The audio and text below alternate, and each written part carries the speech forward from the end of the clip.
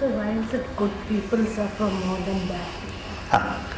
Why is it that good people suffer more than bad? Madam, all people suffer, good or bad. It's only that good people regret because I am so good, I am still suffering. Actually, bad people also suffer.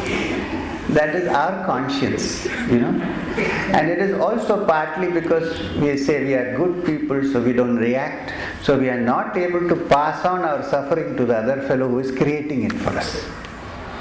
Actually, everybody suffers. Tell me one person who hasn't gone through some suffering, rich or poor or good or bad.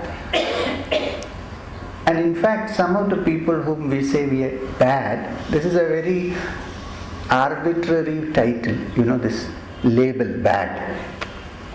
Many of them may be in that situation reacting in a certain manner. We must always think, if I was in that situation, I'm not talking anything personal, please don't think so, you're a good person, I know that. But what I'm saying is, we must also think that what will I do in that situation? If I was in that situation, mostly people become good or bad because of situations and how they react to it. How would I react in that situation?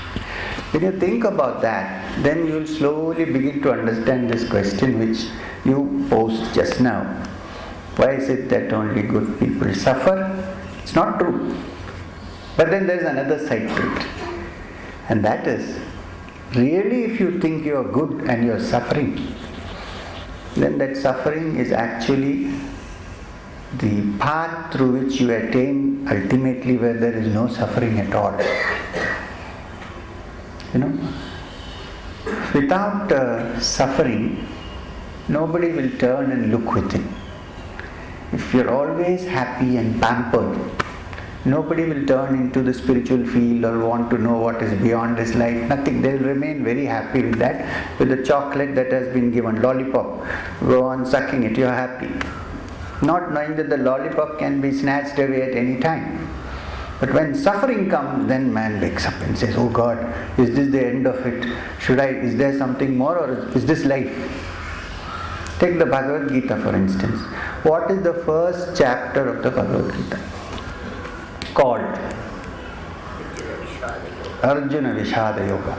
That means the yoga of the suffering of Arjuna, or confusion, whichever way you call it. The suffering of Arjuna, the pain of Arjuna, the dissatisfaction of Arjuna, the dejection of Arjuna. So, any spiritual journey should start with that dejection. So when suffering comes, don't run from it, saying that I am good, so it's coming to me. No, stay with it. If you are good, if it's coming, that's good. That's also good. Welcome it. You need not go to the extent of Kunti, but you still can welcome it. Kunti's famous prayer in the Bhagavatam. When Krishna is going away to Dwarka, and everybody is saying, give me this, give me that, come again, Kunti has a prayer. I think only a very highly spiritually advanced sadhak can make this prayer.